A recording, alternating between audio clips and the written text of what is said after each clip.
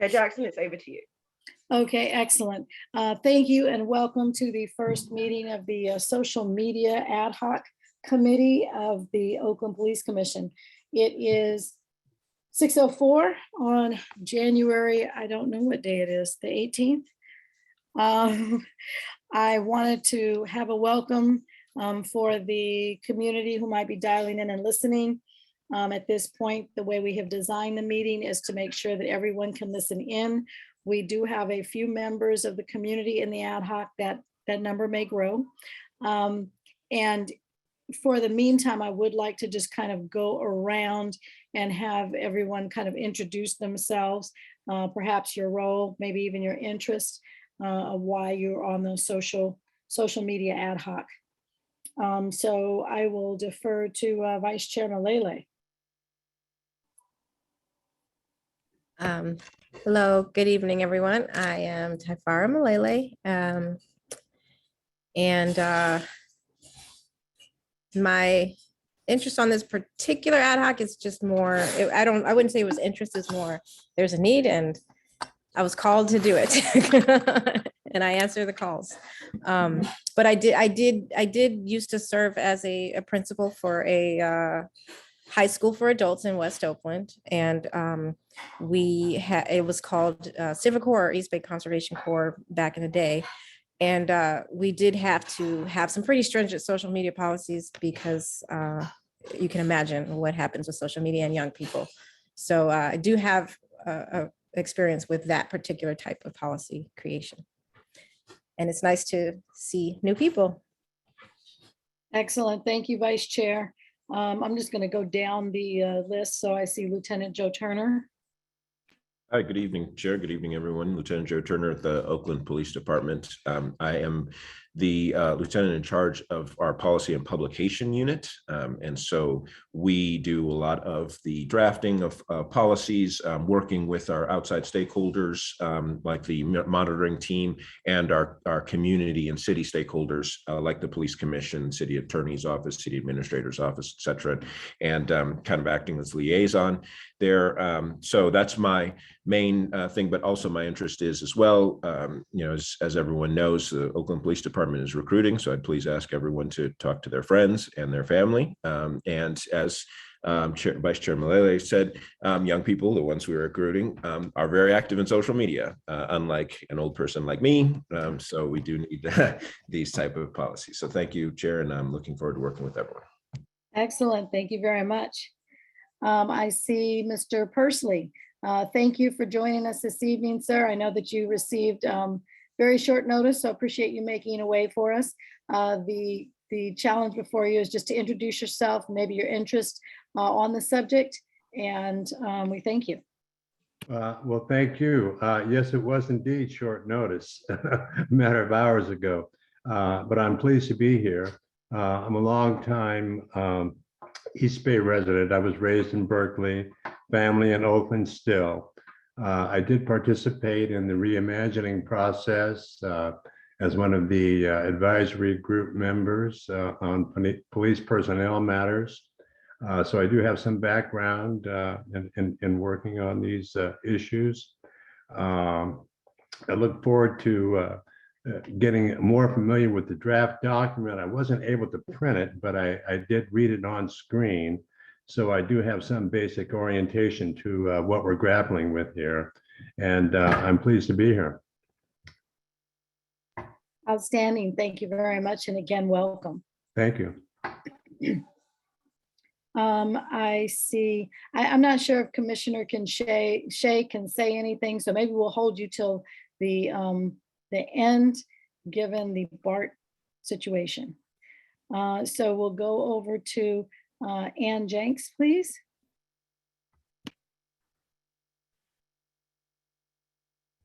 I'm Ann Jenks. I'm a Oakland resident for 25 years now, and I participated in the combined ad hocs on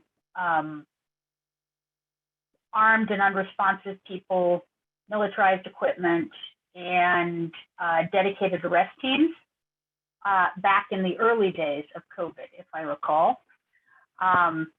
And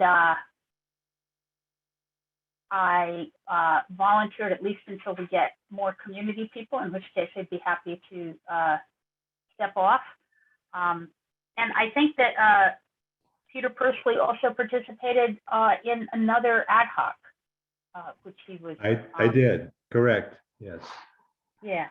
And one thing, Chair Jackson, that I recall from our last ad hoc that I thought it might be helpful is just to explain that we are permitted to participate, which we deeply appreciate, but the decision-making remains in the hands of the commissioners on the ad hoc.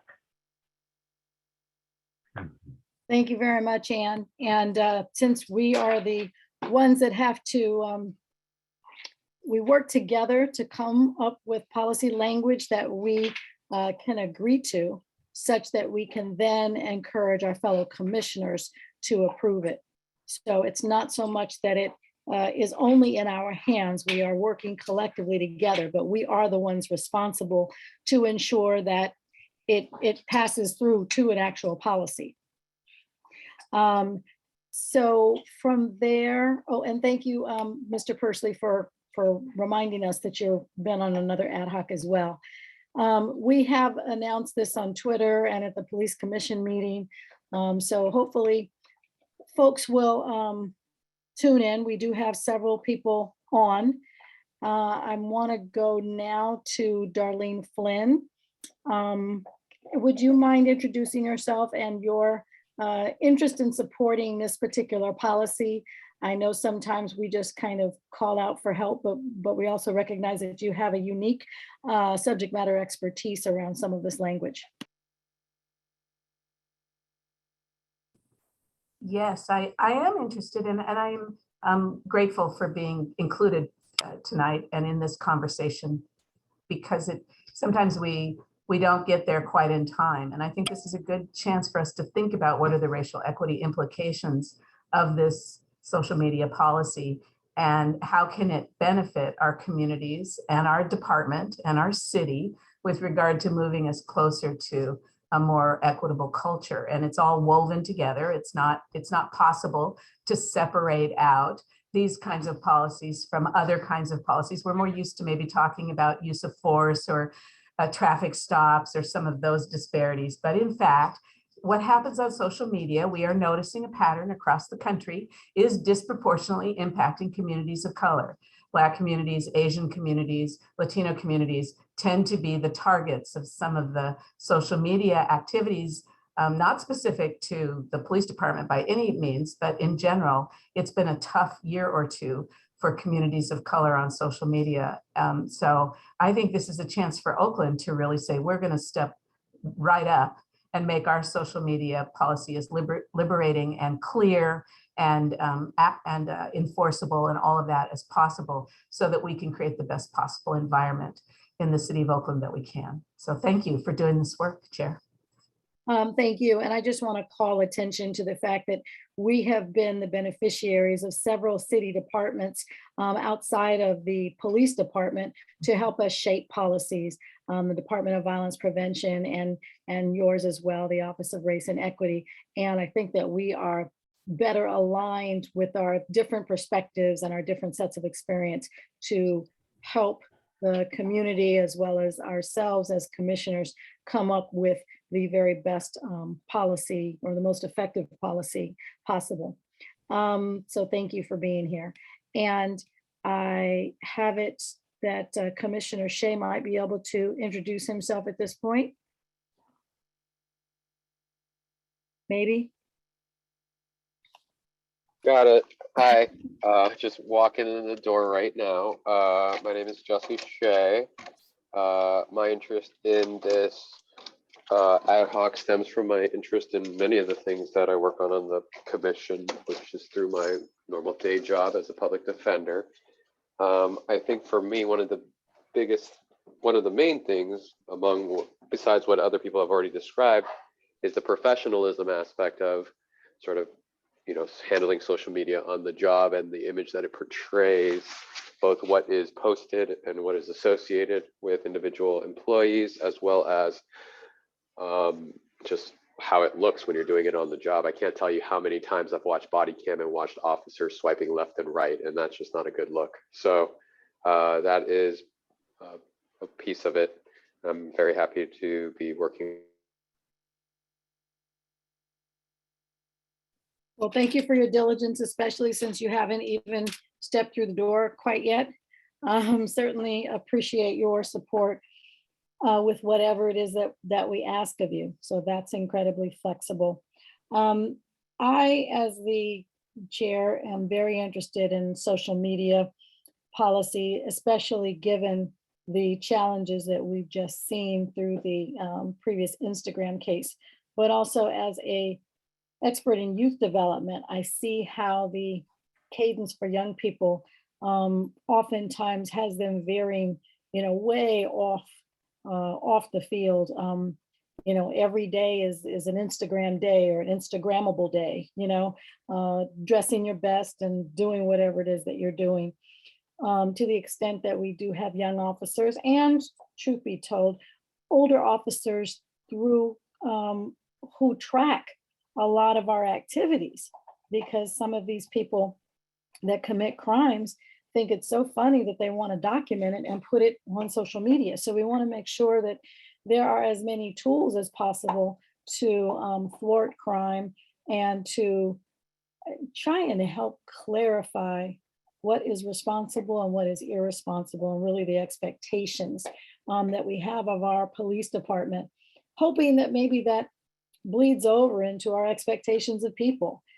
Social media is a space that can be terribly bullying and negative, but it's also a space for lots of information to be shared and celebrated. So, and providing just a little overview of why we're doing this particular policy at this particular time is one, like I said, we just completed an Instagram case that was all about denigration of people, including the commission. It was inappropriate and it should never be allowed to exist.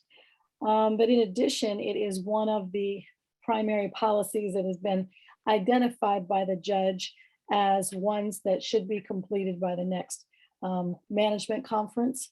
And, the real deal is that until we have an updated, more appropriate, efficient, and clear policy, discipline will not be able to happen for those who misuse or abuse it. So we are looking to work together with references to some cities nearby that have provided best practice in social media. It is my hope that, as with many other ad hocs, that we might decide to present a forum where people can weigh in, and we can also hear from some of the masters in social media, whether it's throughout the state or throughout the country. And thus, I am pleased that we've been able to post the draft for everyone to see on our website. Given the conversation that we are likely to have around what is best, most appropriate, most inclusive, I am hoping that within the next meeting or two, we can decide on a forum that is far more expansive, where we can hear lots more voices. Is that, excuse me, DC Lindsay is not going to be able to join us tonight, but based upon what I've just kind of laid out, does anybody want to add to that?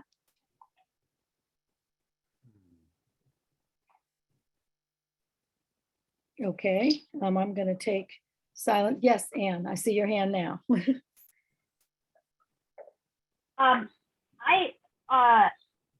I would like to hear a little bit more, and I'm really thrilled that Darlene Flynn is here as well, because it seems to me that discussions about social media are really 90% of a discussion about all types of expression. And so I'm wondering, why not just expand it to include all types of expression,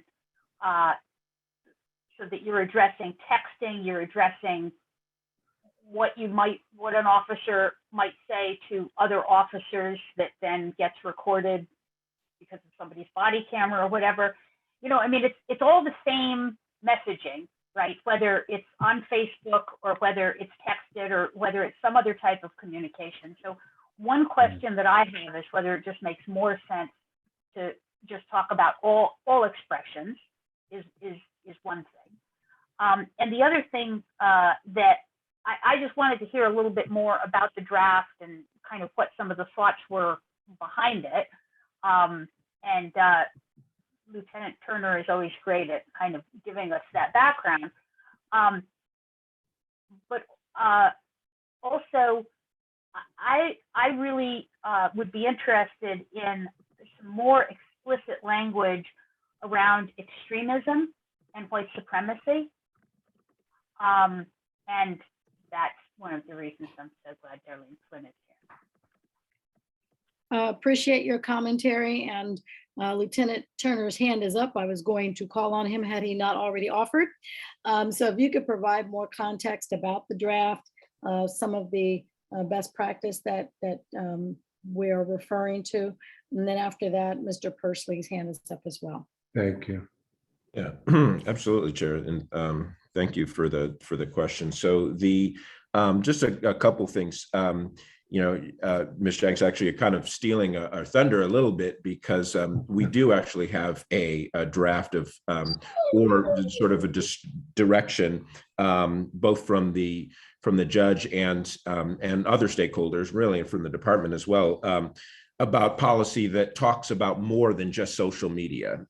So we do have in the works kind of an overall expression policy mirroring AI 71, Administrative Instruction 71, which is about anti-discrimination and anti-harassment, which is very broad, right? It talks about things, about work or workplace conduct. It also talks about conduct, and we're talking about just conduct that occurs outside of the workplace, not related to the workplace, things like that. And it is very much expression. It does talk about a little bit about social media, but it also talks about things like, even to the point of, harassing or, unwelcome environments, things that are nonverbal communication, things like that. So that is a coming attraction. I do want to express that, but it is important. And as I get into this, to talk about social media, mainly for two reasons. One is because, as the chair mentioned, we did have a significant issue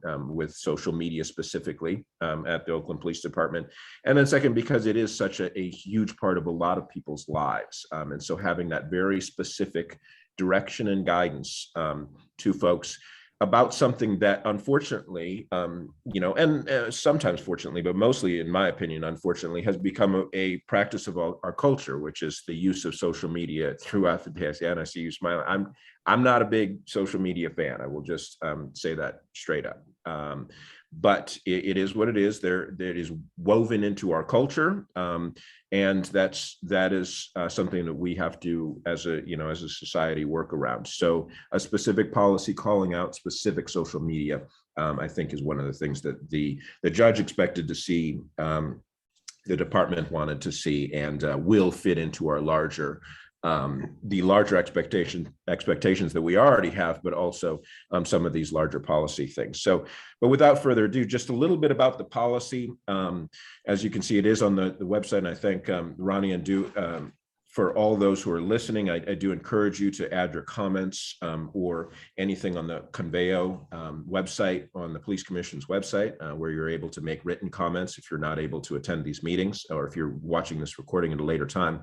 But what basically the things that we overall started with was, like many other policies, broad and then down to the specifics. So very broadly started with the values and rules, and really tried to figure out what is the mission here, what are we trying to accomplish with this policy. And so some of the things that were brought up were these expressions by members of this department that did not coincide with our ethics, with our values, and damaged our mission very badly. All right, one of the ways that we accomplish the mission of a safe Oakland is through partnership with the community. And, the things that some of those expressions on Instagram saw were absolutely contrary to that and really damaged that. And so talking about some of the things that law enforcement officers kind of trying to make and touch back and hone back to their core values, the law enforcement code of ethics, a specific calling out of the mission of the police department, and then some of the rules that we talk about that we have to follow at all times.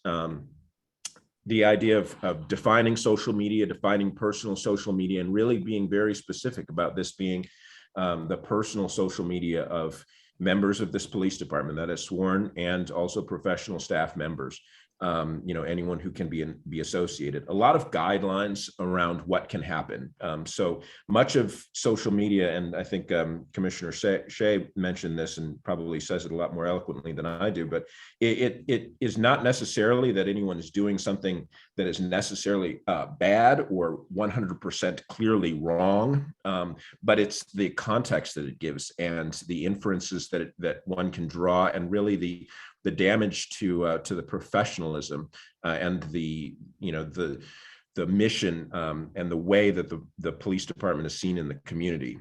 So things that about social media that can be public, that can damage someone's reputation, a reputation for honesty, for even-handedness, for practicing the tenets of procedural justice. It's hard to say in a courtroom that you are a neutral person who is beholden only to the law when your personal social media posts say things that are absolutely contrary to that view.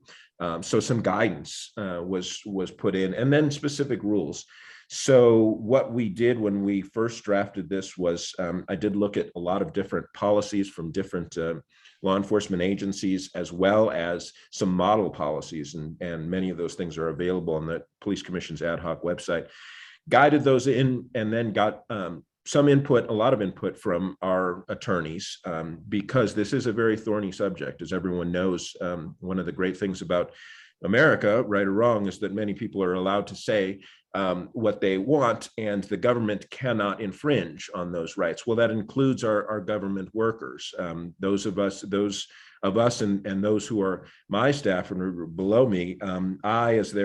Even though I am their superior officer, for instance, as a government official, I cannot necessarily tell them things that are in contravention to the Constitution. So some discussion about that, but pretty clear ways that we can talk about what it is that we do and do not want the officers to do. And so I think there is a lot of room in this policy for talking about these things, different ways to express them, different ways to engage. One of the things I'm really looking forward to is the expertise, especially from people like Vice Chair Malele, on how to engage with people and really bring out their best selves and make this into a policy where it shows our staff that we have their best interests at heart, and that accountability through both guidance and discipline will be enforced. Thank you very much, Lieutenant Turner. That seemed pretty detailed, and I appreciate it very much. We have Mr. Persley, whose hand was up before you started speaking, so I'm hoping that he can keep track of his questions, especially if he may have a couple more since you've spoken. Not a problem at all. We're just getting started here, and the process is absolutely fine. I just had a brief thought triggered by the kind of fishing around that we're doing for kind of a really suitable title for what we're trying to come up with here. And the phrase occurred to me: public communications, including social media, because I think we're really looking for something a little broader than just social media. I was talking with Ann earlier today, and she was expressing that sentiment. So that's just something I'll toss out as a sort of a tentative goal that we're looking for, some kind of a title like that. Public communications, including social media, just as a kind of a working title for now, if we want to go with that, or whatever else. But I do think it should be a little broader than just social media, because who knows where a public expression might pop up and become an issue. That's a really excellent point. Let me ask a question. Lieutenant Turner, do we have a policy on public communications already, or will this work? Well, we do. And so here's the thing, we have policies on the department's public communication, right? That's not really what we're talking about, but just Right, so everyone's clear, right. the department as an entity of the city, an organization of the city, does have its own policies on how the department communicates with the public. What we're really trying to express here is how our members communicate with the public. Right. Exactly. So one of the reasons I will say I like the idea, but one of the reasons why we did make this specific to social media was because both of the issue, right, the problem that came up, the poor behavior was on social media specifically, and the Right. federal judge has asked specifically for a policy about this, and this was one Right. of the recommendations from that investigation, that we have a Yeah. policy specifically on social media. Right. So it is also, we are going forward with another policy, which there'll probably be another ad hoc coming very soon, about a policy on, overall, that talks a little bit more about these types of interactions that are not necessarily on social media. Right. So, Yeah, I think that really this is really a tremendous opportunity for the commission to do some really good work in terms of setting a tone and asserting leadership around the whole subject of communication. For example, I think of a police officer stopping a youth on the street, and I would expect that officer to inquire about that youth's situation. What's his schooling situation or her schooling situation? What's going on in the home? What kind of issues is this kid dealing with? Not necessarily deep and probing stuff, but concern. Manifesting that sort of concern in communication is important. And I just think we need to look at that as a realm of how the Oakland Police Department can become more resourceful for the people who live in Oakland. thank you, Mr. Persley. So question, Lieutenant Turner, even though we have a separate policy on public communications, is there perhaps some language inside that policy that may need updating that we can share or align with this policy? Just wondering if there is some verbiage that can also be used, or yeah, I don't know what that policy says, so. Yeah, there is. That's a policy that needs updating, especially I think that's one of the things that came out of our missing persons ad hoc, right? So there's draft language that we have about that would, for instance, specifically mandate that the department on its social media share updates on missing persons and things like that, right? And so, yeah, I do think there's an opportunity to, when we talk about the public expression of the police department, to set some guidelines about what that would be, right? So, for instance, many police departments, like ours does not right now, post mugshots of people who are arrested, right? For a very good reason, right? So that might be something that could go into policy. Now, I will say that one of the things that's very hard, right? I share your desire, Mr. Persley, for emotionally intelligent officers, but it's really hard to mandate that into a policy, right? I know that's a big ask. That's a big ask. It's tough. It's it really comes down to what type of person are we hiring, Right. Right. But yeah, as much as possible, we try and provide written guidance. Yeah. Understood. Yeah. Thank you. I see Ann's hand up. Ann? So, I mean, here's my concern is that, first of all, I think that we need to distinguish between public communication of the department, Yeah. similar to social media by the department, Yeah. right? Versus what we're communicating with officers about their public communication or communication they thought was private and it went public, and social media by the officers, right? As opposed to everything that the department does. And my concern is that I think it's actually harder to write a social media policy if it's supposed to align, as Chair Jackson was saying, with a broader policy on officer communication outside of social media, right? Where there's going to be so much overlap that it just seems to me that it's easier to deal with all of the discussions around explaining to officers their communication, right? And what the rules are around their communication all at the same time.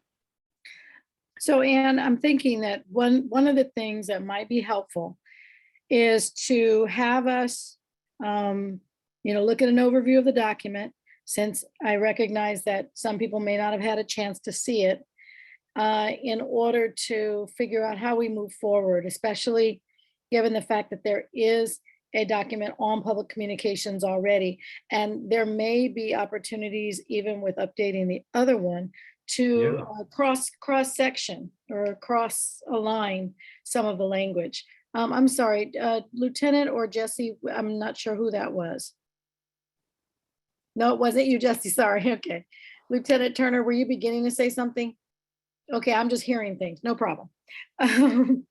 So I'm wondering if, given the fact that we've only had a couple of voices in this conversation, if we want to go ahead and try and review some of the document, so that we can get a sense of what it says currently and some of the nuances that we might want to cross-pollinate maybe in the future public communications document, since this one is going to be more new. It makes sense. Okay. Yeah. All right, well, so then why don't we do that? Lieutenant Turner, can you share that document with us? Absolutely. Thank you. And please, I'm just trying to kind of navigate the meeting, but I don't have to. Vice Chair, if you want to run it, Jesse, if you want to run it, if anybody wants to run it. It's been a long day for me, so I'm just trying to stay above water. Eileen has a hand up. You want to go ahead? Thank you. Trying to figure out how to work the hand button. I got it. I have a question for the lieutenant. This is just a little bit of a follow-up question, because you did bring in something that is a tension in this conversation, and I thought it might be worth talking about it a little bit more, and that is an individual's right to freedom of speech. Yes. It's a tough area, but as a person, who's, I served on a school board once. Now I'm the director of race and equity. I have quite a few personal opinions, or have had over the years, that I knew I couldn't put on social media because of my job, because it would raise questions about my ability, to perform my job as a school board member or as a director of race and equity, or whatever the case might be. And the kinds of things even change depending on the topic issue. Certain areas where I don't want people to misconstrue or misunderstand, my commitment to my work. And this is an area where I have to sort of exercise that judgment. I still have freedom of speech. While I'm doing that, while I'm censoring myself, I have an absolute right to say anything I want to say in this country. It's protected under the Constitution, but that doesn't mean I should. And I think that is the difficulty. That's one of the difficulties for me in looking at this, because I really feel like, particularly because I've never had a gun or a badge. I've never been in a position where I could end someone's life or change their life forever by arresting them. I've had none of that. And yet I kind of obsess about what I do on social media. Now, I do express opinions there sometimes. I'm not going to say I never do. If any of you have ever, stalked me, I do. But I try to keep them in the realm of things that aren't going to impact my Oakland work specific, right? It's more general. So I'm monitoring myself all the time. And ideally, that's what we'd all be doing, and exercising that judgment. And no one's taking away my rights. I'm exercising a form of judgment that enables me to do my job. And I think that is something that is harder to instill in people if they don't naturally have it. Some of us, kind of have that regulator. We kind of have it, and we're kind of like, we try to be careful, and sometimes we flub up, but generally we're trying to be mindful. But not everyone necessarily comes front loaded with that ability to, and I don't know how much thought you've given to that, Joe, Lieutenant, I almost called you Joe. But part of my concern is because you're inside the department, you know the department better than I do. How do we help people get that judgment and also hold them to a standard that helps them get there? Because it's really not about their First Amendment rights. At the end of the day, they can say whatever they want to say, but it might cost them their job, or it might cost them a promotion, or it might cause them to not be able to function very well in the department, right? And that to me, that's where I'm very, I'm focused on that, because I think First Amendment just doesn't trump everything. No, and you're absolutely right. It doesn't. And yeah, it's one of the strange things, right? When we as an employer, right, that's what we are. We're an employer. And so when people, get fired for their bad social media takes, right, from a regular employer, and then they say my right to free speech was violated, that's not true. The weird thing is we are the government. So there's a little nuance, but not much, right? I agree with basically everything you're saying so I want to kind of speed past that speed bump of like, we're the government, how can we deal with people's rights? Because like you said, that's really not what this is about. What this is about is providing people with the tools to make those critical decisions, right? And realistically, look, let's be honest, to try and weed out the people who will not change, right? There are certain ones who will not change. They cannot be police officers. It's just, that's just going to happen, right? Like, I've got bad eyes, I can't be a fighter pilot. Just, that's it. So that's kind of what we're doing. I think what we talked about 2 weeks ago really was the thing that brought to my mind a lot, which is the idea of just consistent, constant training, but more than training, recognition of what is and what is not, right? The department would do its staff a disservice by just doing this policy and then saying, yep, check, great, we've done it.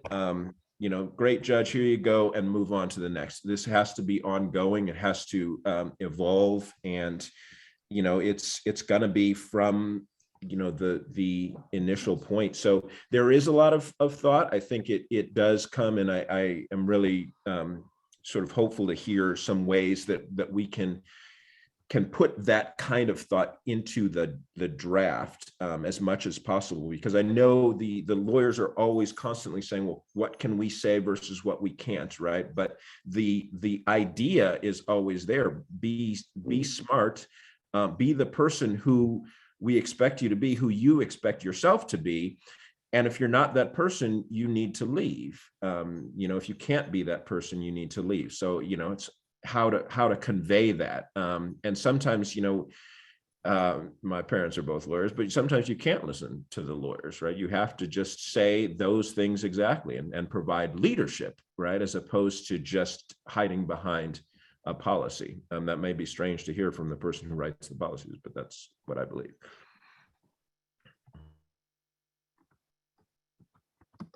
Appreciate the context about parents as attorneys.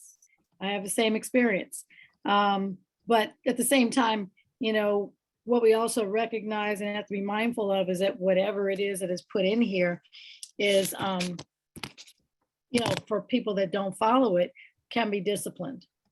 And so it's not that we are the, arbiters of what people think. It's about what they say and do, right? So maybe we should now take a look, for those of us who haven't been able to, at the policy as you have defined it, with the benefit of best practice from, which cities, can you go ahead and just identify those for us, for the community? So what I did was I looked at major cities where they have a lot of talk in the cities about the expression, right? So, and also some cities that are closer to home. So for instance, Berkeley, California, New York, San Francisco, Seattle, were all like ones where either there's a lot of talk about expression and the way that these sort of ideas clash together, and trying to hold your officers and your staff of your city accountable. Then also looked at ones where they had some smaller agencies. So San Mateo, I had heard, and these were things that were expressed to me, that San Mateo and Mountain View both had good policies. So looked at those, and also the International Association of Chiefs of Police.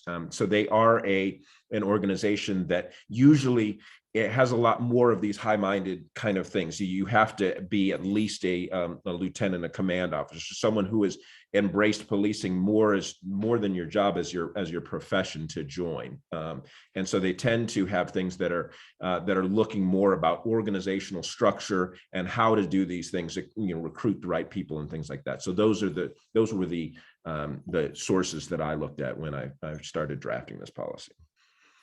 It's a great beginning. Great, thank you. So with that, let us not stop you. Lieutenant Turner, why don't you just take us through it? Absolutely. So as you can see, almost all of our policies start with a command intent.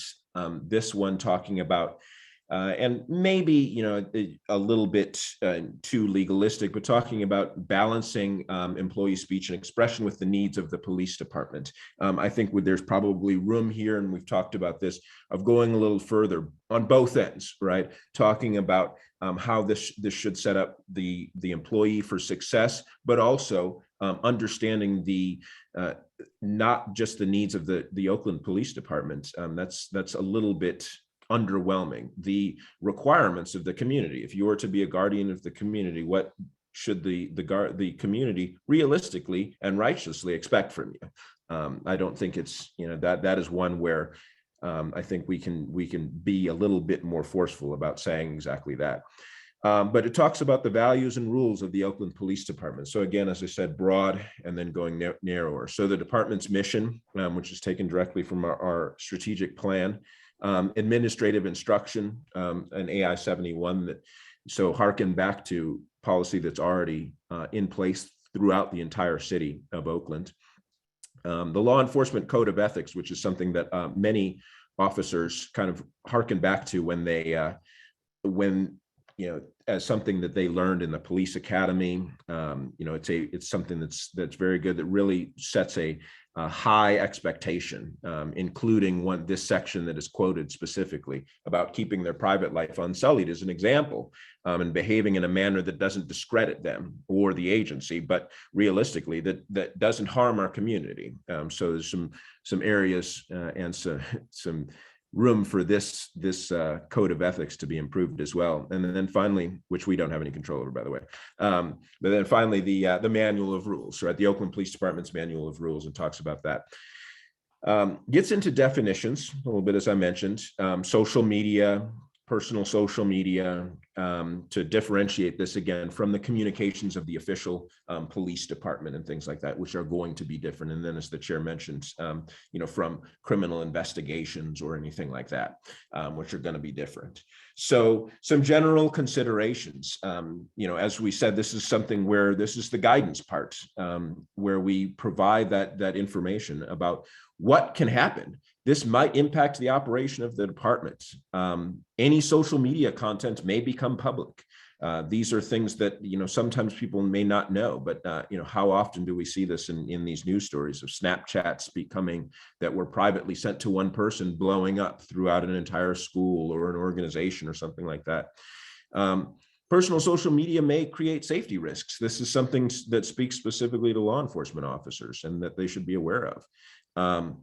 Also, just like any employer, public content can be reviewed by the police department.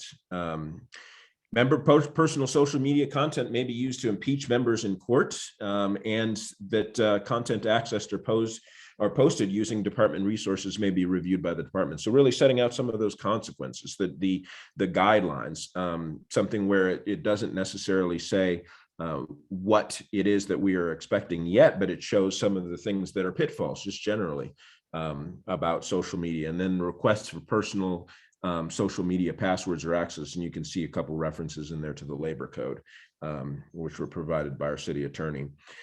So then some specific rules, again, from the general down to the specific rules for social media. So of course, compliance with city and department rules, like the administrative instruction in our anti-discrimination, anti-harassment, but then prohibition and specific prohibition on discriminatory posts and interactions, a prohibition on harassment or threats of violence, personal social media that compromises or detracts from the department's mission. And we have some examples, some specific examples, right? Expression that indicates disregard for the law or the state constitution, the United States Constitution, negative impact to the credibility of the person as a witness, negative impact on the safety of department members, in any content that could be or that depicts that person in an obscene or sexually explicit manner. One of the things we talked about at length last time, and which is still a little bit up in the air, is about the display of department uniforms or logos. On the one hand, we understand that social media for many people, right? And you know, this is one of the things is always I like to try and check myself for biases. And this is one, you know, where I would say that I probably need to check myself. As you can probably tell, I'm relatively negative about social media, but that doesn't mean it is a negative medium. And it can be used for celebration, for informing others about one's job and contributions to the community. And that's something that we don't want to inhibit. In fact, we want our officers, when they're coming from the community, to be able to share what they're doing as part of this organization, and to be able to share their successes and maybe you know, start building that community trust. But at the same time, it's a double-edged sword. So we talked a little bit about that. Of course, there can't be any room for using department identification for commercial or endorsement purposes. But then talks about using the department organizational identifiers on social media, and really talks about how it ties one in more to the department and understanding the ramifications of that. I think Commissioner Shea talked about, you know, seeing officers swiping left and right, using social media on duty, right? The prohibition on that, like you said, it's professionalism. It's just not a good look. And that's about professionalism. That's something that we can control as a police department. Using the city email, city resources for personal social media, the prohibition against disclosing confidential information that someone learns, and then removal of personal social media content if they find this, like if someone else posts on their page or something like that. And then finally, we talk about training. This is something that has come up in many of these ad hocs, many of these policies, is that it cannot just be a policy, but it has to continuously have training. So we talked about both for newly hired members, either who come in through the recruit training process or within 6 months of their hire, for lateral professional staff receive training on the policy. And then ongoing training about member speech, the use of social media periodically to all members of the department.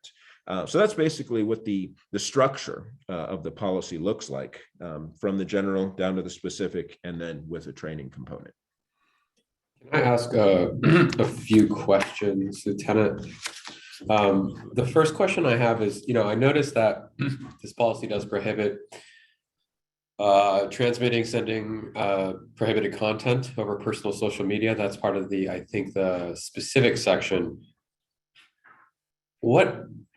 I know it's not this policy, but I'm sure people are interested. What policy captures transmitting discriminatory content in like an official form, a department form, or an email? Is that the administrative instruction? Is that the anti-discrimination policy that we're working on soon? Oh, yes. So yeah, I think we're talking about D2 here, prohibition on discriminatory posts or interactions. So yes, that would be the department's AI 71 or the city's administrative instruction about that. And then also in our manual of rules, there's a specific rule about any sort of discrimination in that sort of sense from the member to the public. So that, yeah, is going to also be sort of in that overall umbrella of AI 71. Okay, and then okay, that's good. That's good. We'll work on that. I'm glad that's coming forth. I wonder if there's place in this policy for parameters for when the department needs to open an investigation into a sworn employee or non-sworn employees' social media. Factors, standards, what the conduct might be, or where that might be if not in this policy. So that is a good question. Most of our policies do not have anything that say when to open the investigation because they are pretty clear on the rules, right? There's as much as possible, we try and have bright line rules that say, do this, do not do that.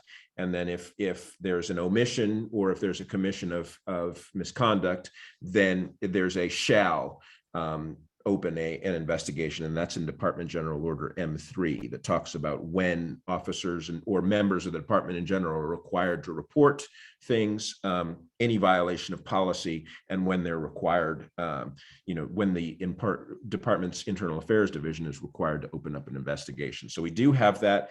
And then if anytime there's a violation of a rule where it's class 1 misconduct, which is the most serious type of misconduct, then there's a requirement that it be reported. If it's class 2 misconduct and there's any sort of pattern, then it is required to be reported as well. Okay. Because I know that one of the concerns is that, well, some of what happened in the most recent scandal was that there were some superior officers who may have been made aware of it, but it wasn't necessarily reported and investigated. And I wonder how we avoid that in the future. And whether that's policy here, whether that's training, whether that's discipline, meted out to on all levels, what exactly that is, and whether that can be addressed in this policy or not. That's just a thought out there, does not need to be responded to necessarily. But if you have a response, great. If not, then we can keep working on it. Yeah, that one's a difficult one. I know there's, it's how much, we're kind of talking about getting, sort of doing a bunch of looking on social media versus things that people are aware of or should be aware of. So it's we typically will go back to a reasonableness standard. If someone reasonably should have known, right, or should have taken more steps, that could be a failure of command or supervision. You also mentioned sort of different levels of misconduct, and I know that there is a discipline matrix and I'm sure at some point each one of violations of this policy or portions of this policy may get meted out as different levels. Does the department have or know what the level of misconduct is going to be for, say, a violation of D2 right here? Or what the discipline might be going forward, or have some recommendations? We don't. I think they would probably be pretty similar to the discipline that's already in the matrix for violations of this type that are, they're basically already in the discipline matrix. So if there's a violation, any sort of discriminatory, harassment or something like that, my recollection of the discipline matrix is that it's pretty severe. That the first offense is something between suspension for 30 days and termination. So it's probably going to be something like that. Appreciate that. We should probably look at that to confirm. And frankly, I think as an ad hoc, we should want to know what exactly violations of this policy, if found true, how that is going to be disciplined and whether that is the right level that we're looking at. It's not necessarily going to be in this policy, but there might be portions or recommendations for other changes to policy or matrices, whatever they might be. And I guess the last point I want to say, I'm sorry to take up so much space, is that I really appreciated what you said when you first started this document about how police officers from the city of Oakland are operating on a guardian mindset, and that the community has expectations of sort of conduct, both on the job in their official capacity, but also in things that may be very closely related. Where is that in this document, and can we incorporate that? Yeah, good question. And I think that's one of the things, right, where when we talked a couple weeks ago, that in the command intent, I think that there's an area here where there's space for that. It is not necessary. It is not in this document at this time. And I think that there is space for that, and for also expressing to and reassurance to our employees that they understand that there is also the space for respectful disagreement and discussion on topics that reasonable people can disagree on. I don't think it's unreasonable for our police officers and our city employees and everyone to be able to talk about these things at the same time. I don't think it's unreasonable for our community to have a very clear understanding of what is unacceptable. And it might need to be clarified specifically. Just because what is reasonable to you may not be reasonable to me. And then the other point to build off of what Commissioner Shea was saying, I realize that we have a circumstance where, if it's a first offense, it's, increasingly disciplined. But when you have a first offense that is of such an egregious level, part of me feels like, and I don't know if this later means that we've got to look at the discipline matrix or not, but that there ought to be space for the highest discipline, just because it's their first time. I mean, if it's egregious, as this was, quite frankly, there should be some frame in here that, not unlike our untruthfulness policy, where it is, terminable. Now, that's right. There are things, like you said, Chair, that truthfulness is an immediate. There's no matrix. It's just termination. So there are things where there is no second chance. okay. So to Commissioner Shea's point, can we put a pin or create a space, or do you have some? I'm looking at the document, but I can't see your notes per se, because I've got people in my view. But are you able to capture some of his comments? Yes, Chair. Okay, great, thank you. Are there any, oh, I see Darlene's hand up, yes. Well, while we're thinking about this is about, I think, framing, and it goes to the comments I made earlier where I think it really, this idea about not infringing on people's communication comes into this, and the idea that I'd like to see us talk about power, because I think that I told the story about myself because I've had these powerful positions, a couple times in my life where there were powers attributed to my work, and I had to be thoughtful about my power. And I think that this is a place where we can talk about that. Not only does the community have expectations, but the community is well aware of the power that police officers have and the devastating impacts of that power not being. So when we see a police officer on social media participating in conversations about white supremacy, that's going to upset a whole lot of us, right? Because of power dynamics around the power that police and military and so on have over our day-to-day lives. So I feel like that I'd love to see officers grapple more with how much power they have, as opposed to, I know that they also don't always have all the flexibility that they'd like to have. Nobody does in any job, but the power that officers have is so absolute. Death is forever, a bad arrest or handling of an arrest, all of that. And that's what flows from, like, my nervousness about knowing that there were officers participating on social media in this particular event. It's really deep, and it's really frightening to those of us that are in the crosshairs of those groups, right? We are literally living in the crosshairs of that movement. And so when they affiliate, that puts their police power together with that ideology. Does that make sense, Lieutenant? It's not just, you used a bad word, or you talked about, somebody in even a demeaning way, which clearly they're not supposed to. It's actually terrifying. And so that is because of the power, right? It's because of the connection of the power of policing with this ideology.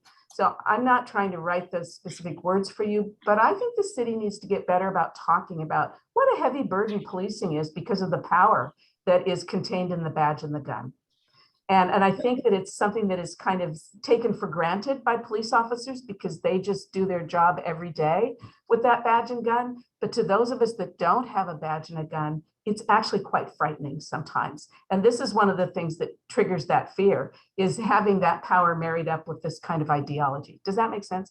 So it's a hard thing to talk about, but I think a lot of officers that I have known, I'm just going to say, not just here in OPD, but in my previous city as well, they don't really have in their mind how much their power impacts people's day-to-day lives, just walking around with those guns and badges.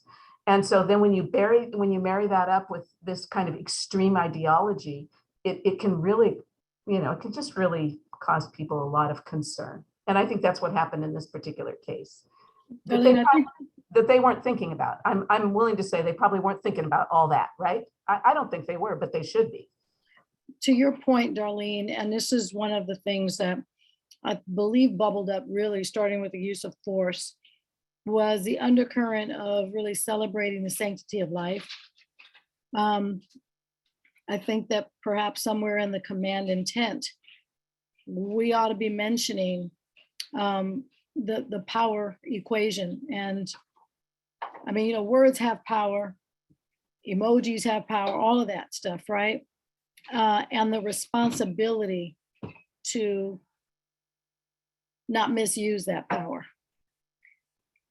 And I don't know if there are any other places in the policy where it would be appropriate to say it, but I think right up front, when people see the uniform, that is a powerful statement. When the lights come on, I mean, there are all these things where people are nervous and insecure and fearful and all that. And so communication is an increasingly important way to demonstrate power. And like you said, folks need to recognize that, not because they need to run from it, but to acknowledge it.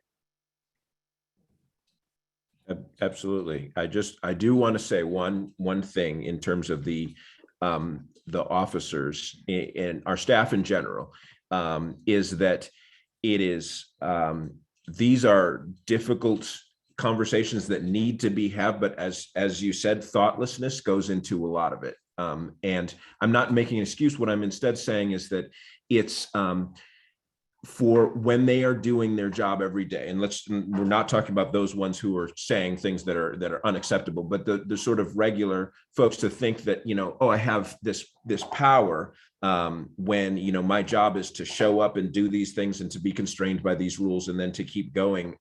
Sometimes it's hard for them to understand that. So having that understanding, that human compassion for them as well, that they are, some of these folks, and I don't always want to say young or whatever, because even, some of us who gain experience still have this really difficult, understanding, or this difficult sort of squaring of the circle, where it's like, I know that my uniform, that my presence has a lot of power. I have the power to take lives, to take freedoms. But at the same time, that I'm going and doing the same thing every day, that there's so many things that are out of my control that so that's a definite one. We just can't lose the humanity of our staff as well, and remembering that, wanting them to have that use that power productively, setting them up for success, really, making them think about what the repercussions are and choosing a choice that makes everyone better, and use their power to the benefit of the community. I like the way you put that. I know that Typhar, I know that you had a policy of sorts. I'm not sure, as principal, if you will be able to find it and share it, or what's on the horizon there, or should we just leave it alone? I can do a search and see, I'm on the computer right now, so I can do a search right now and see if I can see what access I have to that. I'm not hopeful, but I can Oops, check okay. while we talk.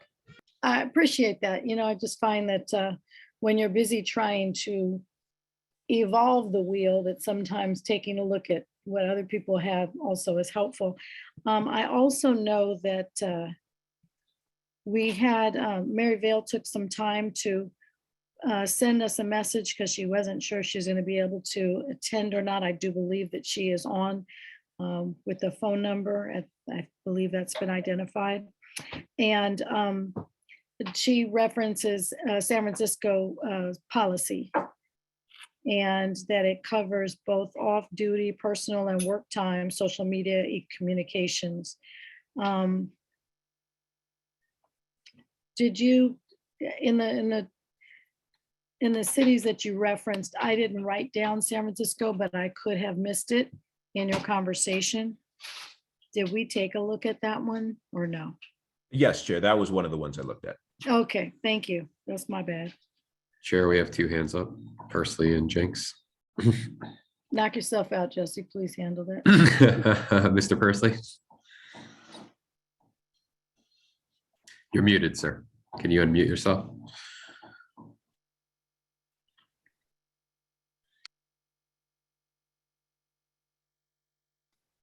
Oh, sorry. Yeah, I just want to make a very brief comment about the role of the rules manuals in the life of our officers.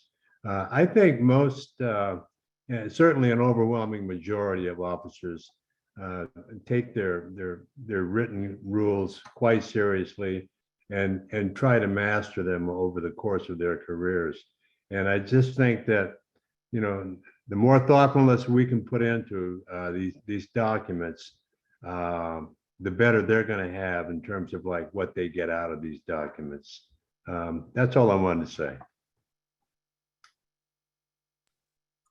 Thank you. And Jinx?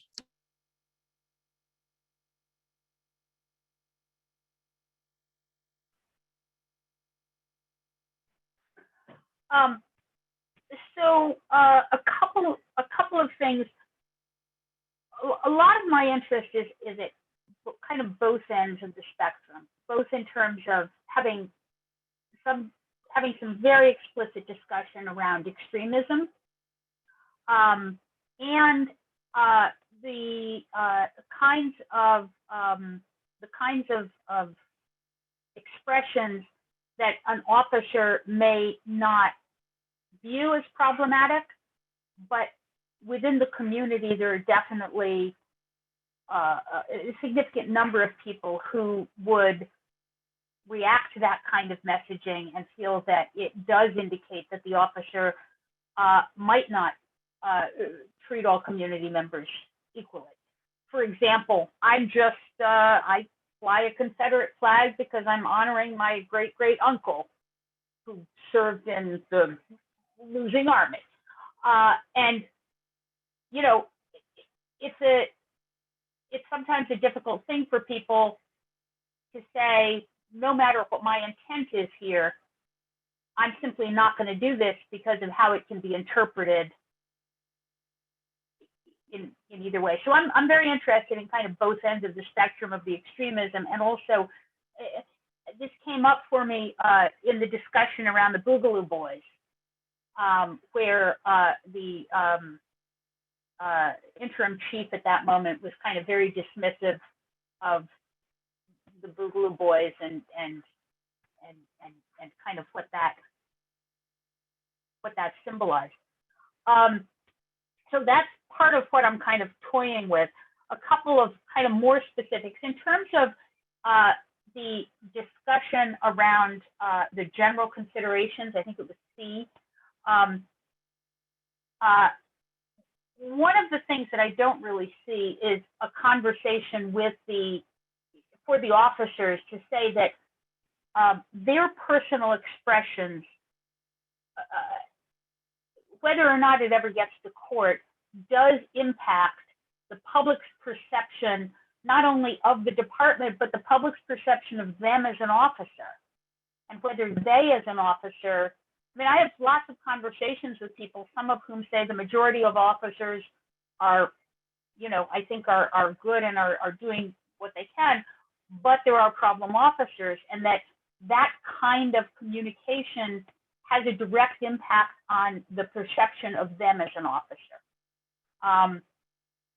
And a lot of what is in C, I'm very interested in seeing if we can make it more explicit and kind of give stronger and I think more specific rules or examples.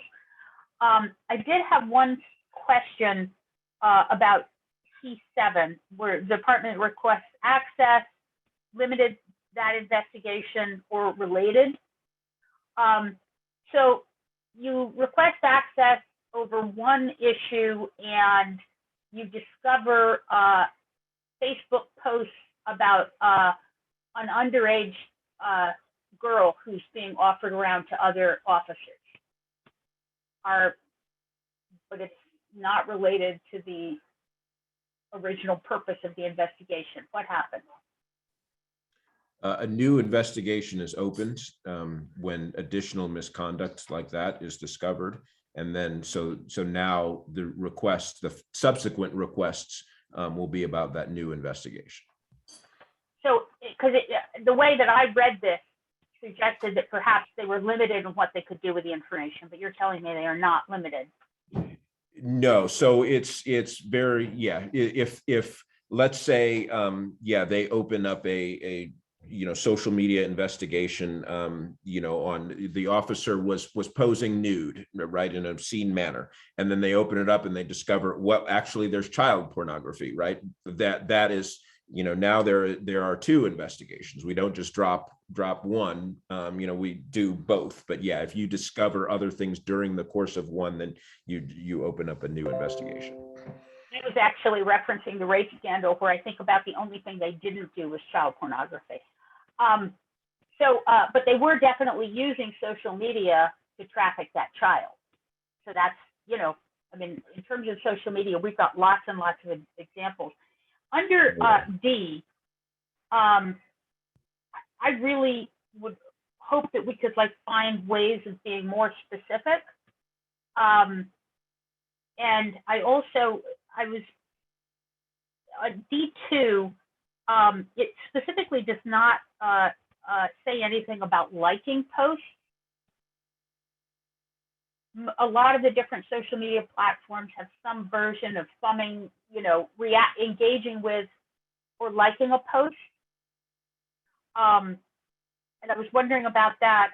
And more broadly, I was interested in talking very, very specifically about undermining the department's policies. Because that, I thought, was a lot of Instagram, along with the racism and sexism, was just an undermining of the department, right? And what the department was attempting to do in terms of training and in terms of policies, and saying basically not to follow policies or to ignore training. And then under D11, I just had a question. It talks about the removal of content that violates this, but I didn't see much in terms of reporting. And one of the things that you hear about a lot from the public when it comes to the social media scandals is that the public is really struck by the fact that something has been engaged with by a lot of officers, right? You heard it in terms of the rape scandal, where, people said there's so many officers who are talking about this on Facebook. And again, really in terms of the recent Instagram scandal, again, there's so many people engaging with it, and there's so many people seeing it. it really helps to make clear that just how acceptable it is and that nobody's reported on it. And I'm interested that it says you remove content, but it doesn't talk as much about reporting content of other officers. And I was interested in hearing about that. Yeah, I think there's probably room here for a reference back to, so like I said, the Department General Order that requires is pretty stringent on reporting of misconduct. Right, I don't like I think everyone here. I don't have any access to the investigation that was done beyond the public investigation or the report that was released to the public, and so I don't know anything more about that, about where they went in terms of the reporting and what was going on with that part. I know that is troubling to the judge and to the plaintiff's attorney. But yeah, I think there's room for an explicitly calling out reporting in the policy.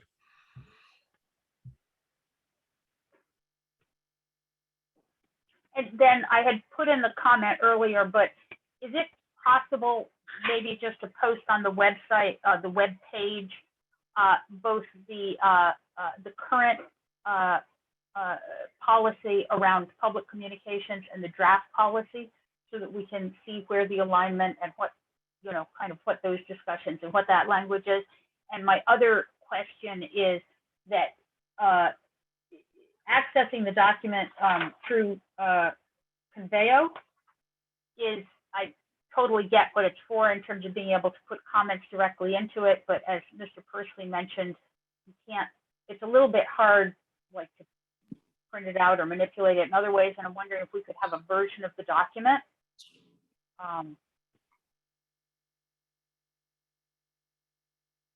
Tafara? Thank you. I was wondering if maybe somehow the duty to report what's seen on social media could possibly help cover the like issue, because I wasn't sure on language for liking things. That can change over time. So different platforms, it's not going to be a like, it could be something else. And but it's more like if somebody liked something, we know they saw it and they didn't report it.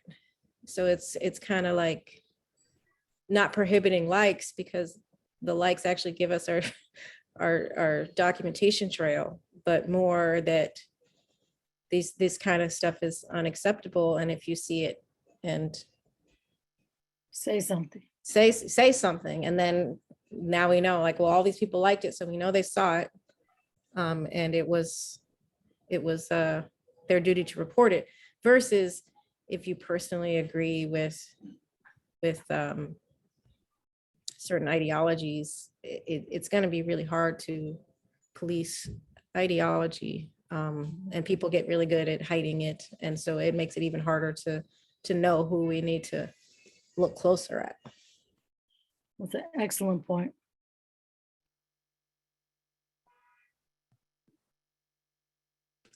Darlene? This conversation led me to put a comment in the chat that just says that what I'm noticing is that certain things are kind of made really explicit, that they're off limits. Like you have the freedom to have different, as long as they're not illegal, to express your sexuality in various ways. But we know that that's a highly volatile area, and we have to be careful with it on social media, because it's very volatile in and of itself, and particularly, of course, when it comes to children. But I'm talking about not necessarily illegal behavior, but just behavior that is unbecoming an officer. I'm just wondering if people would be willing to grapple with the idea that extremist ideologies, again, we can't police people's ideology, but that extremist ideologies are just as off limit, participating in them, liking them, dancing around with them, has the same impact as is the area of sexuality and lewd behavior and some of these other things that aren't necessarily illegal, but that you wouldn't do publicly. As you wouldn't want your officers displaying publicly on their social media, because it would bring the profession down. I feel like some of the stuff that's going on social media right now is just as corrosive as sexual and lewd behavior. So I don't know exactly how to word that, but it seems like I'm kind of with Anne that we need to be a little more direct on that stuff because it's terrifying to those of us that are living in this moment, that this is going on and that it's spreading and that it may be in our police department and it may be in our military. And while we cannot police people's beliefs, we can certainly say that is not a look for police officers, Right. I think, just like some of these other things. So I just want to promote that. Just think about it and see if there's something we could do there. Good point. Vice Chair? I mean, I'm in total agreement about the idea of that. I worry about term like extremism just because how do you define that? And what's considered extreme, especially when we talk about intergenerational, it's some stuff looks extreme to you and I that doesn't look that extreme to a 25-year-old right now. And they might not have the context that we have to say, Right. think this is extremism. So I just That's why, wonder, yeah, I agree. how do we get at is it political, letting them know that political things are hot button topics. So if you're getting political, you're in gray water, and then these No. particular areas are difficult. How do we know what we mean when we say sexual and lewd? How did we come to an understanding about sexual and lewd? It's like, you know it when you see it, right? It's pornography or whatever. You know it when you see it. I'm not so sure that we yet as a culture have been able, I think one of the difficulties we're having is that we're not knowing what we're seeing when we see it, when it comes to some of this extreme. So the way I put it in my little note was ideology that threatens certain groups of people, for example. I mean, I think we could come up with examples, and because that's what I'm thinking about. I'm thinking about ideologies that revolve around harming certain groups of people. We should be able to help people see that. Yeah. That kind of thing. Yeah. I get that, but even like the term lewd, what's lewd now? I know, that's my point. 30 years ago, there's stuff that's totally acceptable that would have seemed lewd. That's right. But I wonder, like, ideologies that threaten protected classes of people, perhaps. Because Yeah, that might some be a way. ideologies, some people might feel threatened by a vaccine mandate, right? And they think that is harming groups of people who have a particular identity and set of beliefs. But protected classes of people I think that might help us better. Yeah, Then I we're like that. saying people who are protected, by law under these, not just any group of people with an ideology who feel under threat. I like that, if things that threaten protected classes. I like that too. Thank you. Nice when you could frame it. Thank you, Vice Chair. Now it is 7:30.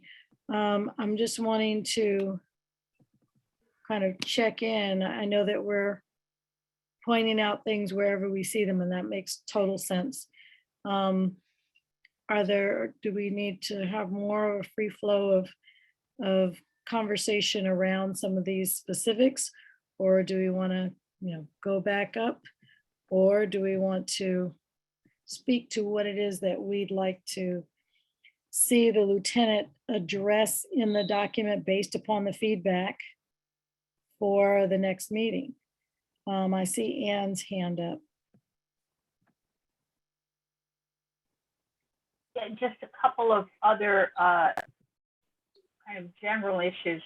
I noticed a couple of the policies got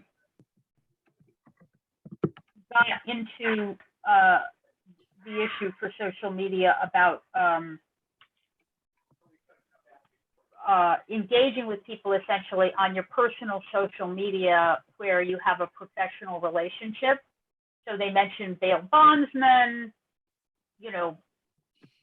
et cetera, where they felt that it might impact your contact with professionals during an investigation. And then they also talked about witnesses, they talked about victims. and they talked about people under 18.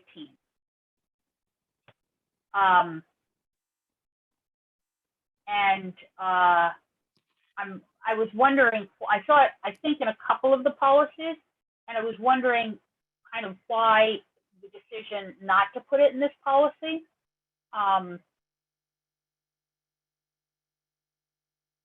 Yeah, I can address that.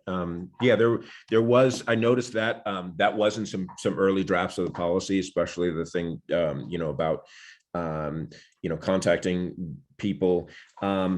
It was, I think what I originally took it out, and this was one that I kind of went back and forth, was because of the opportunities or the other areas where positive social media, exists that is, that could be impacted by that. So I thought of, for instance, Officer Charles Stone, who works with our youth, our Explorer program, and our cadets, right? All of whom are either around 18, or the Explorers are all under 18. Things like that it has been a great mentor to them.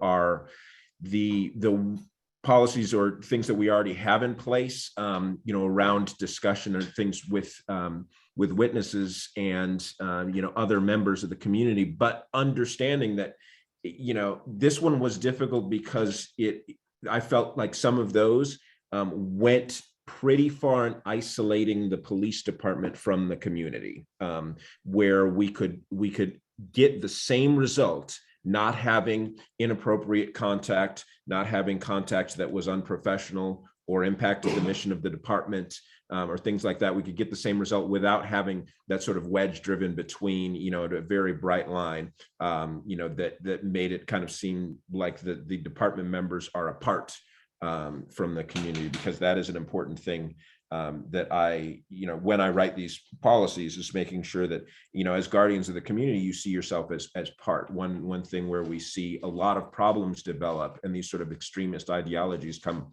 about when it's things like the thin blue line, the blanket of freedom that I provide that you are ungrateful for, things like that, or, an apartness, a divisiveness that where the sort of warrior class is separate from the community at large.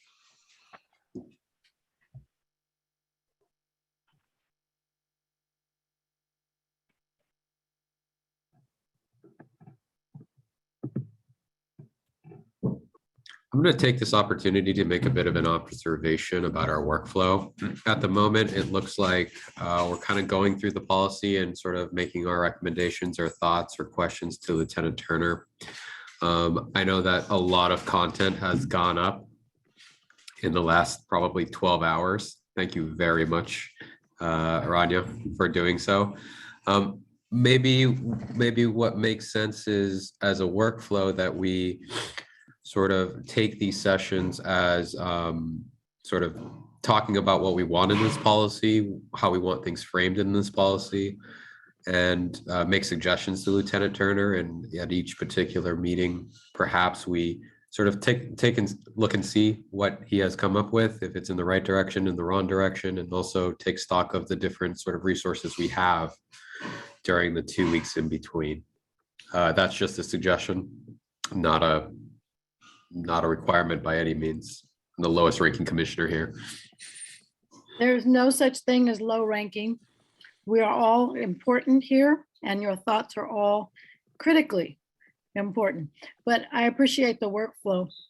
I said something at the beginning of the meeting that I'm not sure that anybody agreed with one way or the other.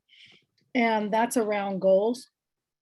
Do we want to have a forum where we hear from some subject matter experts before we complete this? Kicking it around, but I see Vice Chair's hand. Thank you, Chair. I raised it before you asked that question, but Oops. I wanted to respond.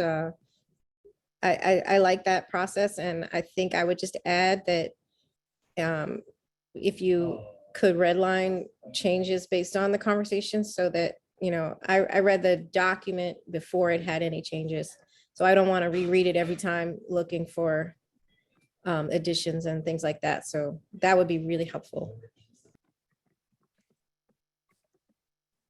And I like the idea of having social media, or sorry, social media, subject matter experts who might be social media experts, sort of talk and present at these ad hoc so that we can also take things that they have, whether it's social media or whether it's specifically about how we are able to express the power dynamic between the police and the community through policy, and in a way that can be implemented by the department. Whether it's about the equity considerations for intergenerational for this document, or just how we draft a good social media policy that actually has some teeth and can do something. I'm looking at some head nodding, so that sounds like a great idea.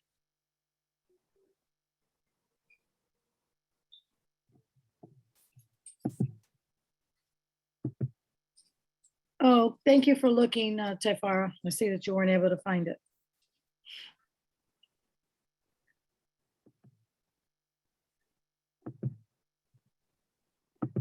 So does everyone, these suggestions, I'm basing them on the head nods that I see, that we're moving in the right direction for the next meeting. And what I will do is I will attempt to go to the cities that Lieutenant Turner identified and see who we might be able to get to join us perhaps at our next meeting. And then if we're doing these meetings every other week, then maybe a month from now, we can try to identify enough subject matter experts for a forum. Does that sound reasonable? Does that sound too quick? Sounds reasonable. Okay, good. So that'll be my homework.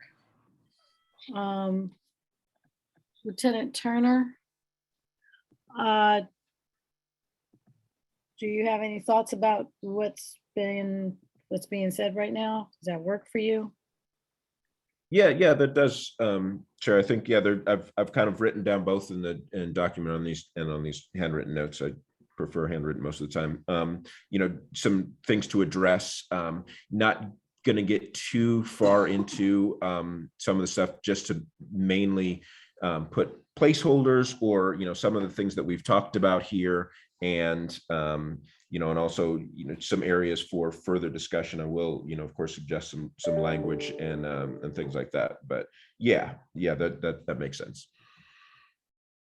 I see hands from Ann Jenks and then Darlene Flynn. Just in terms of the jurisdictions where the social media policies have been looked at, I am not sure that Mountain View and Berkeley were both Lexipol. San Mateo is only the city use of social media. It doesn't address the officers' use at all.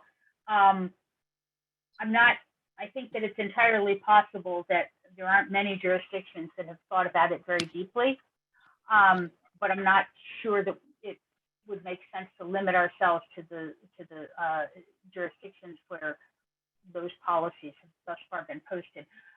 The other thing that I just wanted to mention, I really like the idea of doing a public, some kind of, Forum? I don't think you used the word forum, thank you. And we had one, I think in November, that was quite well attended, just talking about policing culture.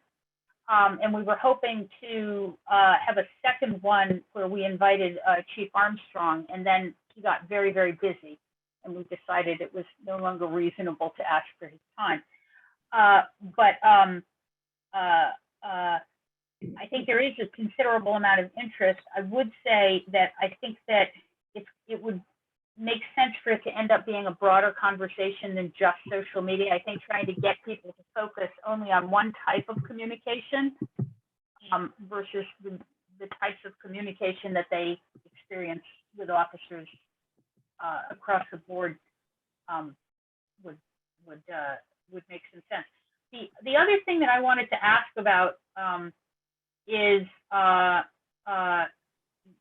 issues of police gang behavior, which we see in departments that are that have done less work, I think, in terms of establishing a culture than OPD. But nonetheless, it seems to me that it's something that's worth explicitly stating somewhere, where you end up with a group of officers that works together and, you know, ends up getting tattoos and celebrates some events that should not be celebrated. And whether that's in the social media policy or if it's in a broader officer public communication policy, I think that that's something that's worth making sure that it's explicitly prohibited.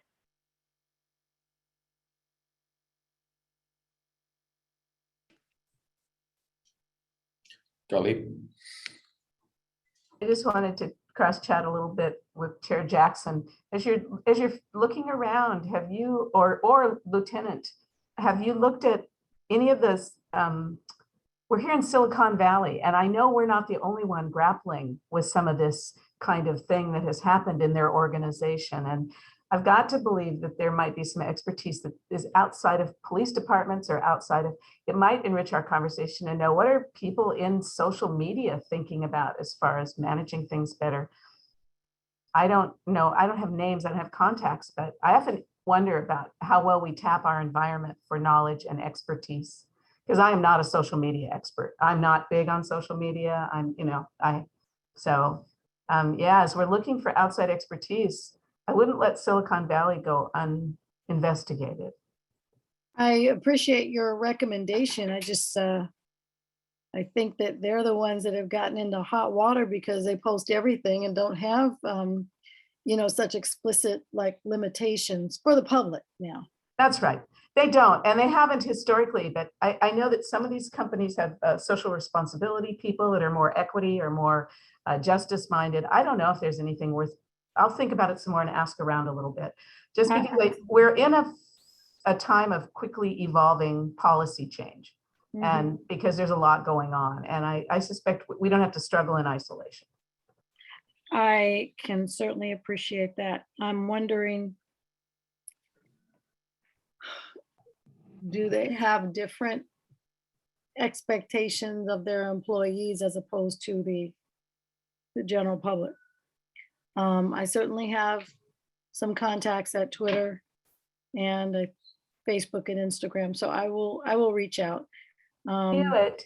And they might not be in the employment of Facebook and Twitter, but there may be people out there who've been doing research about policy and how to handle this that they would know about because it interfaces. Okay, Yeah. sounds good.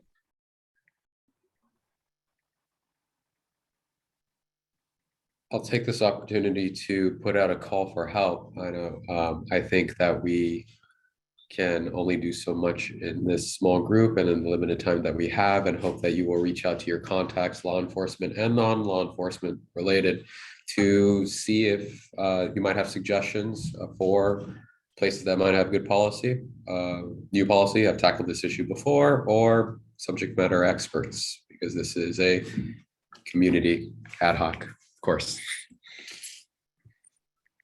Thank you, Jesse.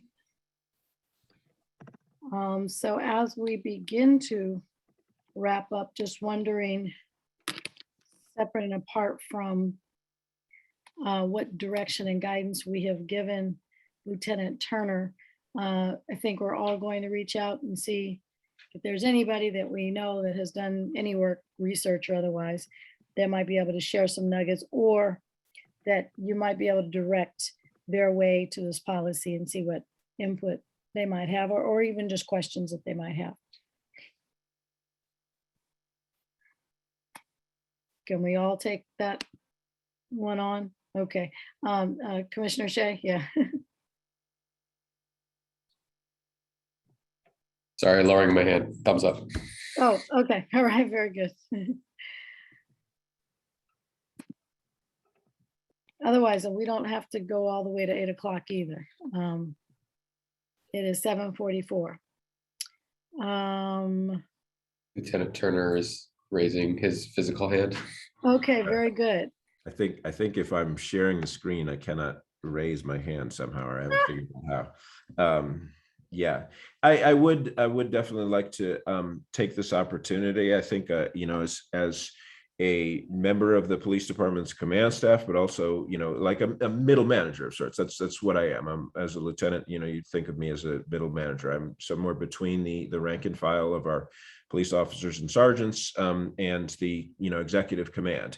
And there's, just like everything else that we're talking about here, a lot of balancing that comes with that. I represent the command staff of this police department, which is extremely concerned about these effects that the expressions of some of our staff have had on our community. And at the same time, I do want to ask that, we do recognize, our staff, and that the vast majority are doing the right thing, that we expect that they do the right thing. And, we, know that most of the time we are not going to be able to see. So it is creating a culture where people do the right thing, even when no one is watching, is the most important thing that comes with trust. I know we talked about this a couple weeks ago, and Vice Chair Malele had a lot of things to say that I really appreciated about how to, engage with our staff. There have been negative incidents. That is absolutely true. On the other hand, especially like, for instance, the one where with the underage woman, we have at least over a quarter of our staff who have not been here for 5 years. When they put on that uniform, they accept a lot of responsibility. And, the idea that they have inherited a power dynamic they have to be very careful with. I do want us to be careful that we don't necessarily make them inherit the bad acts of other people. This is not an argument for the bad apples, that there are only a few, or that we should just deal with individual things, because culture does involve everyone, even those who are not necessarily involved in all activities. But I do want to be very careful about making sure that we're properly framing and really calling out things that have happened in the past versus the success that we hope for our staff in the future. Well said. Thank you. Ann Jenks.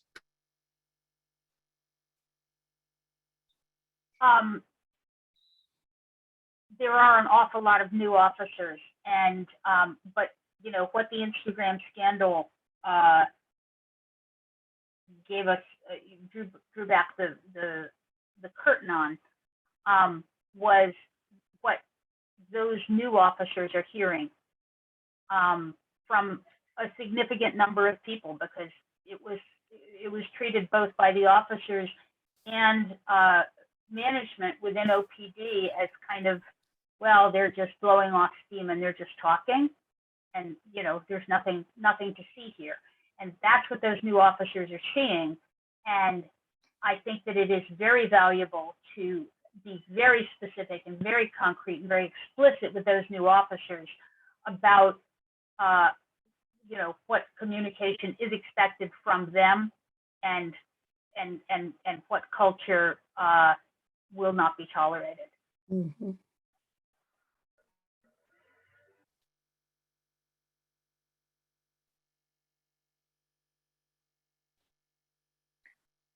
I agree.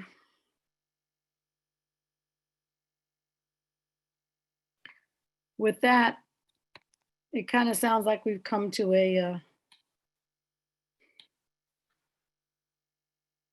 end. We can give everybody back their 10 minutes. I think there's an awful lot of work that Lieutenant Turner needs to do, but we all need to do in terms of trying to reach out to people who may either have knowledge or of research of policy or just opinions. We have our next meeting 2 weeks from tonight, which is February, oh shoot. That would make it February 1st, 6 p.m. Is everybody okay with us ending at 7:50? Yes. Getting a bunch of thumbs up. I want to thank you, especially our community folks. And if you can bring one more person with you, that'd be awesome. But I think that there's a lot of powerful minds here and lots of great questions being asked. Appreciate the link, Rania, around the policy learning center writing your department's social media policy. I'll take a look at that later. In the meantime, just really, really appreciate that this is hard work and we've all worked all day before we've come to this. So thank you for bringing the best of what you have to offer. And we'll see you at this same BAT channel, February 1st, 6 p.m. Rania, if you can go ahead and put out the notice so people will have even more information to work on. You got it. Again, thank you to our community members, Ann and Mr. Persley. Thank you. And again, commissioners and you know, Lieutenant Turner, you're the one that has to kind of, you know, put this all up into the better soup. And Darlene, I've never known you not to have some outstanding suggestions, so really appreciate that as well. Okay. Good night, everyone. Be safe out there. Okay. Good night. Thank Night. you. Bye-bye.